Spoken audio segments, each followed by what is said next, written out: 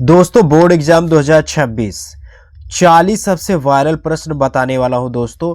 100% exam में same यही आएगा। अभी तक बिल्कुल भी नहीं पढ़े हैं फिर भी पास हो जाएंगे दोस्तों। ट्रस्ट कीजिए, आप जो है अगर इतना कर लेते हैं, 40 प्रश्न कर लेते हैं, तो आप 20 क्वेश्चन आसानी से ऑब्जेक्टिव वाले कर लेंगे। तो आइए स्टार्ट करते हैं। पहला प्रश्न देखेंगे। पहला प्रश्न है, वैदेही वनवास के रचनाकार हैं। वैदेही वनवास का रचनाकार है तो ऑप्शन सी हो जाएगा। इसका राइट ऑप्शन सी हो जाएगा, Ayodhya Singh Upadhyay Hariaudh. Option C right हो जाएगा, अयोध्या सिंह उपाध्याय हरिऔध। प्रश्न नंबर 2 है, प्रयोगवाद के कवि हैं। प्रयोगवाद के कवि हैं तो इसका राइट ऑप्शन बी हो जाएगा, अज्ञे। अज्ञे जी क्या है, प्रयोगवाद के कवि हैं। प्रश्न नंबर 3 है, भाव विलास के रचनाकार हैं। भाव विलास के रचनाकार, इसका राइट ऑप्शन ए हो जाएगा, देव। भाव विलास के रचनाकार हैं देव, तो इसका राइट ऑप्शन ए हो जाएगा। तीसरा का राइट ऑप्शन ए होगा। चौथा है, छत्र साल दशक किनकी रचना है, तो इसका राइट ऑप्शन सी हो जाएगा, भूषण। छत्र साल दशक किनकी रचना है, तो भूषण की है। ऑप्शन सी राइट हो जाएगा। प्रश्न नंबर 5 है, कला और बूढ़ा चांद के रचनाकार हैं, तो इसका राइट ऑप्शन डी हो जाएगा, सुमित्रा नंदन पंत। कला और बूढ़ा चांद के रचनाकार हैं सुमित्रा नंदन पंत, तो ऑप्शन डी राइट हो जाएगा। तो दोस्तों ये सभी क्वेश्चन एग्ज़ाम में आए हुए क्वेश्चन हैं, तो दोस्तों इनको आपको तैयार कर लेना है। एग्ज़ाम में आपको सेम टू सेम ऐसे ही मिलेगा। तो आइए देखते हैं प्रश्न नंबर 6, नीड का निर्माण फिर किस विधा की रचना है, तो इसका राइट ऑप्शन भी हो जाएगा, आत्मकथा। नीड का निर्माण फिर किस विधा की रचना है, तो ये आत्मकथा। आत्मकथा क्या होता है दोस्तों, आत्मकथा होता है जो स्वयं के बारे में लिखी कहानी को आत्मकथा कहते हैं। तो नीड का निर्माण फिर से किसकी रचना है पूछा जाएगा, तो ये है हरिवंश राय बच्चन।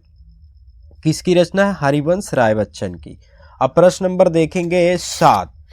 प्रश्न नंबर 7 है, प्रश्न नंबर 7, निम्नलिखित में से शुक्ल युग के लेखक हैं, तो इसका राइट ऑप्शन सी हो जाएगा, श्याम सुंदर दास। ऑप्शन सी हो जाएगा, श्याम सुंदर दास। आइए अगला प्रश्न देखते हैं। प्रश्न नंबर 8। प्रश्न नंबर 8 है, निम्नलिखित कथनों में से कौन सा कथन सही है। ऑप्शन है, शशांक के रचनाकार आचार्य रामचंद्र शुक्ल है, ये गलत है। आकाशदीप कहानी के लेखक राम कुमार वर्मा है, ये भी गलत है। भारतेंदु हरिश्चंद्र आलोचना साहित्य के जनक माने जाते हैं, तो इसका राइट ऑप्शन सी हो जाएगा, भारतेंदु हरिश्चंद्र आलोचना साहित्य के जनक माने जाते हैं, तो ऑप्शन सी राइट हो जाएगा। क्या भूलूं क्या याद करूं, कई बार एग्जामों में आ चुका है, क्या भूलूं क्या याद करूं, तो ये आत्मकथा है हरिवंश राय बच्चन की, क्या भूलूं क्या याद करूं। आकाशदीप जयशंकर प्रसाद जी की रचना है, याद रखेंगे। आइए प्रश्न नंबर 9 देखेंगे। प्रश्न नंबर 9 है, परीक्षा गुरु किस विधा की रचना है, तो परीक्षा गुरु क्या है, उपन्यास है, तो ऑप्शन सी राइट हो जाएगा। परीक्षा गुरु किस विधा की रचना है, तो ये उपन्यास है, ऑप्शन सी राइट हो जाएगा।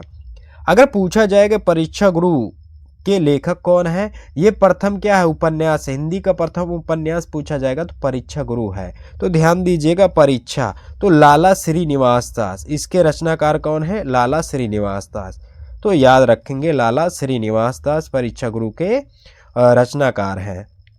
प्रश्न नंबर 10 है, बाण भट्ट की आत्मकथा के रचनाकार हैं, तो बाण भट्ट की आत्मकथा के रचनाकार हैं, तो ऑप्शन बी हो जाएगा, हजारी प्रसाद द्विवेदी। बाण भट्ट की आत्मकथा के रचनाकार हैं हजारी प्रसाद द्विवेदी।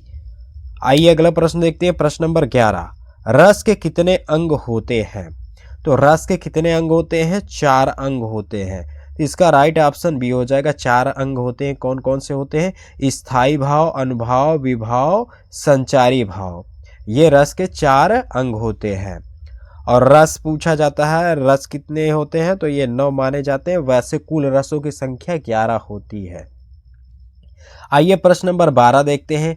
पायो जी मैंने राम रतन धन पायो, इस पंक्ति में कौन सा अलंकार है, पायो जी मैंने राम रतन धन पायो, पंक्ति में कौन सा अलंकार है? तो ऑप्शन बी हो जाएगा रूपक अलंकार।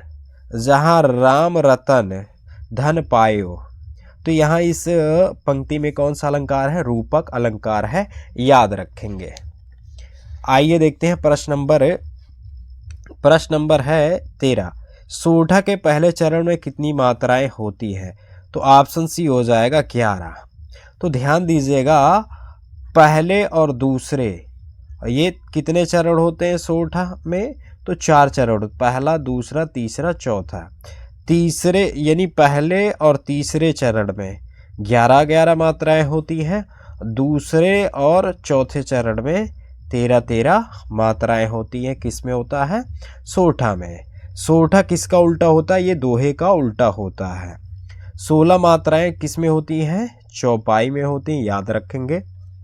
आइए अगला प्रश्न देखेंगे। प्रश्न नंबर 14। प्रश्न नंबर 14 है, निर्दय शब्द में प्रयुक्त उपसर्ग है।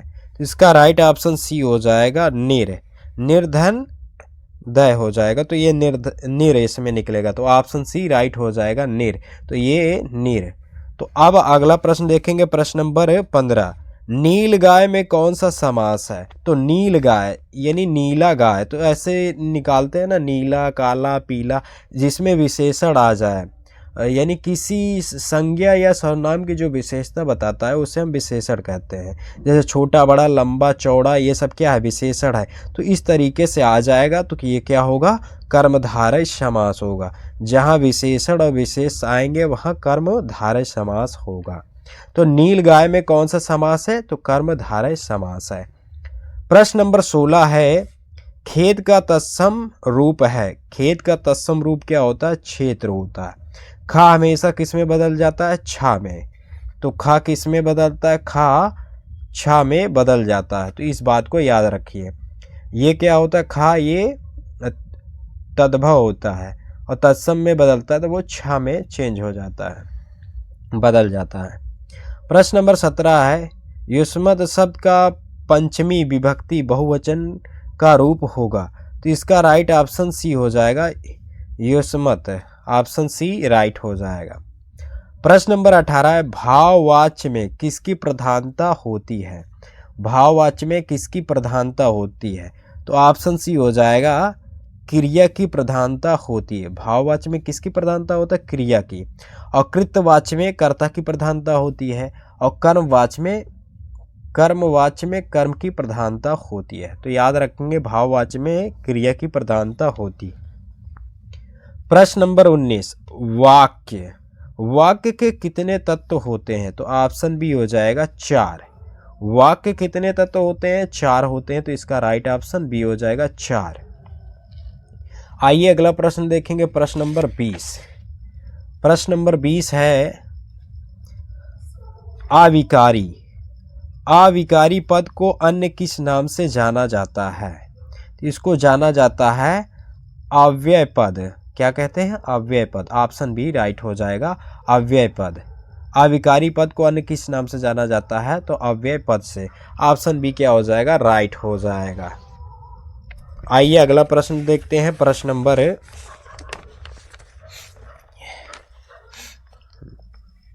प्रश्न नंबर देखेंगे, शुक्ल युग का नामकरण किस विद्वान के नाम पर किया गया है? तो इसका राइट ऑप्शन बी हो जाएगा आचार्य रामचंद्र शुक्ल। प्रश्न नंबर देखेंगे 2, सेवा सदन उपन्यास के लेखक हैं। तो इसका राइट ऑप्शन हो जाएगा मुंशी प्रेमचंद। तो प्रेमचंद राइट हो जाएगा। सेवा सदन उपन्यास के लेखक हैं प्रेमचंद। प्रश्न नंबर 3 है, शुक्ल युग के नाटककार निम्नलिखित में से कौन नहीं है? तो इसका राइट ऑप्शन हो जाएगा डी, भारतेंदु हरिश्चंद्र। प्रश्न नंबर 4 है, प्रसिद्ध आत्मकथा क्या भूलूं क्या याद करूं के लेखक कौन है? तो इसका राइट ऑप्शन ए हो जाएगा हरिवंश राय बच्चन। हरिवंश राय बच्चन। प्रश्न नंबर 5 है, निम्नलिखित में से कौन प्रसिद्ध यात्रा साहित्यकार है? तो इसका राइट ऑप्शन सी हो जाएगा राहुल संकृत्यायन। तो इनकी एक रचना है घुमक्कड़ शास्त्र। ये क्या करते थे, यात्रा बहुत करते थे, इसीलिए याद रखेंगे घुमक्कड़ शास्त्र किसकी रचना है, तो राहुल संकृत्यायन की रचना है। प्रश्न नंबर 6 है, रीतिकाल के वीर रस के प्रसिद्ध कवि हैं, तो ऑप्शन सी हो जाएगा भूषण। ऑप्शन सी हो जाएगा भूषण। रीतिकाल को और किस नाम से जाना जाता है, तो श्रृंगार काल के नाम से जाना जाता है। ये भी याद रखेंगे, रीतिकाल को श्रृंगार काल के नाम से भी जाना जाता है। अब याद रखेंगे रामचंद्रिका के रचनाकार हैं, तो ऑप्शन बी हो जाएगा केशव दास। रामचंद्रिका के रचनाकार हैं केशव दास, तो ये भी याद रखेंगे, ये रचना पूछी जाती है। आइए प्रश्न नंबर देखेंगे 8। प्रश्न नंबर 8 है, प्रिय प्रवास किसकी रचना है, तो ऑप्शन डी हो जाएगा अयोध्या सिंह उपाध्याय हरिऔध। प्रिय प्रवास किसकी रचना है, अयोध्या सिंह उपाध्याय हरिऔध। राम की शक्ति पूजा, राम की शक्ति पूजा के रचनाकार हैं, तो इसका राइट ऑप्शन हो जाएगा Suryakant Tripathi Nirala. Option A right हो जाएगा। राम की शक्ति पूजा के रचनाकार कौन है, सूर्यकांत त्रिपाठी निराला। प्रश्न नंबर 10 है, निम्नलिखित में से कौन प्रगतिवादी युग का कवि नहीं है, तो इसका राइट ऑप्शन डी हो जाएगा भारतेंदु हरिश्चंद्र। याद रखेंगे प्रश्न नंबर 11, हास्य रस का स्थायी भाव है, तो हास्य रस का स्थायी भाव क्या है, हास है। करुण रस का स्थायी भाव पूछा जाएगा शोक, और श्रृंगार रस का स्थायी भाव पूछा जाएगा क्या है, रति। वीर रस का स्थायी भाव क्या होता है, उत्साह होता है। प्रश्न नंबर 12 देखेंगे, मनहु मानो जनु, ठीक है, जनु जानो आदि वाचक शब्द किस अलंकार में प्राय प्रयुक्त होते हैं, ये किस में आता है, उत्प्रेक्षा अलंकार में आता है। मानो, मनहु, जनहु ये सब शब्द आ जाए तो उत्प्रेक्षा अलंकार होता है, तो ऑप्शन ए क्या हो जाएगा, राइट हो जाएगा। प्रश्न नंबर देखेंगे 13, लिखकर लोहित लेख, डूब गया दिन मणि आह, व्योम सिंधु सखी देख, तारक बुध बुध दे रहा, उपरयुक्त पंक्तियों में प्रयुक्त छंद है। तो यहाँ मात्रा लगा के देख लेंगे, तो अगर बड़ी मात्रा आएगी तो उसमें हम गुरु लगाते हैं, तो यहाँ ये लघु होता है और ये गुरु होता है। इसको हम लघु बोलते हैं, इसको गुरु बोलते हैं। यहाँ लिख दे रहे हैं, ये लघु है और ये गुरु है। तो इस तरीके से बड़ी मात्राओं में क्या, बड़ी मात्रा में गुरु लगाते हैं, छोटी मात्रा में लघु लगाते हैं। ये छोटी की मात्रा है तो यहाँ क्या लगेगा, लघु। इन सभी में लघु लगेगा। तो 1 2 3 4, 4 मात्रा हो गई। अब फिर यहाँ गुरु लगेगा, और 4 के बाद 5 6, ये 7 8 9 10 11, 11 आ गया। पहले और तीसरे चरण में 11 मात्राएं होती हैं, तो किस में होता है, सोठा में। किस में होता है, सोठा में। तो ऑप्शन डी क्या हो जाएगा, उत्तर हो जाएगा सोरठा। तो ये दोस्तों ये क्या है, सोरठा है।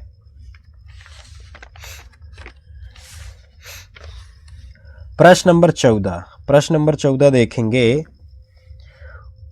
उपसर्ग से बना शब्द नहीं है, तो यहाँ पढ़ेंगे उपदेश। देश शब्द का अर्थ होता है, इसके पहले क्या लगा, उप लगा, तो ये उप से बना हुआ, उपसर्ग से बना हुआ। ऊपर ये नहीं बना हुआ।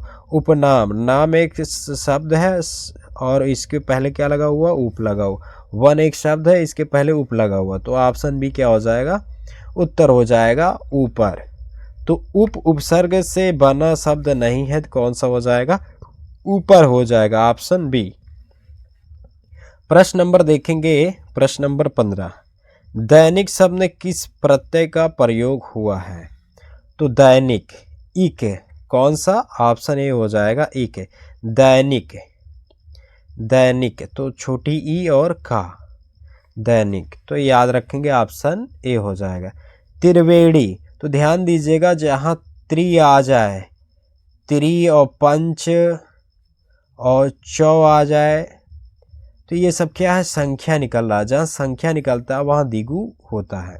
जिसका पहला पद क्या हो, संख्यावाची हो, वो क्या होता है, द्विगु समास होगा। त्रिवेणी मतलब 3 नदियों का समूह, तो ऑप्शन सी हो जाएगा द्विगु समास। त्रिवेणी, चौराहा, पंचवटी, इन सभी में कौन सा समास होता है, द्विगु समास होता है। ऑप्शन सी राइट हो जाएगा। प्रश्न नंबर 17 है, निम्नलिखित में से गंगा का पर्यायवाची नहीं है, तो इसका राइट ऑप्शन भी हो जाएगा कालिंदी। ठीक है, कालिंदी ये किसका है, यमुना का है। भागीरथी, सूरसरिता, देव नदी, मंदाकिनी, ये सब की किसका पर्यायवाची है, गंगा का। भागीरथी, सूरसरिता, देव नदी और अलकनंदा और गंगोत्री, ये गंगा का पर्यायवाची होता है, तो याद रखेंगे। प्रश्न नंबर 18 देखेंगे। प्रश्न नंबर 18 है, इत्यादि का सही संधि विच्छेद है, तो हम इसको तोड़ेंगे। ये क्या है, इत्यधन आदि। तो ऐसे में क्या होता है, तो यहाँ ई है, तो ये आधा ता क्या बन जाएगा, छोटी ती बन जाएगा। अति धन क्या हो जाएगा, और यहाँ से निकाल लेंगे बड़ा आ और ये दी हो जाएगा, इति धन आदि। तो कौन सा ऑप्शन हो जाएगा, ऑप्शन ए हो जाएगा, इति धन आदि। जो भी आधा रहता है वो छोटी ती बन जाता है, तो इस तरीके से अति धन क्या हो जाएगा, आदि हो जाएगा, इसका संधि विच्छेद। अब देखेंगे प्रश्न नंबर 19, फल शब्द का तृतीयक विभक्ति बहुवचन रूप है, तो इसका राइट ऑप्शन डी हो जाएगा, फले है। तो फल शब्द का तृतीयक विभक्ति बहुवचन रूप होता है फले है। क्या होता है, फले। ऑप्शन डी राइट हो जाएगा। प्रश्न नंबर 20। प्रश्न नंबर 20 है, हस्तु धातु रूप का वचन एवं पुरुष है, तो इसका राइट ऑप्शन सी हो जाएगा, एक वचन प्रथम पुरुष। हस्तु धातु रूप का वचन एवं पुरुष है, तो इसका राइट ऑप्शन सी हो जाएगा, एक वचन प्रथम पुरुष।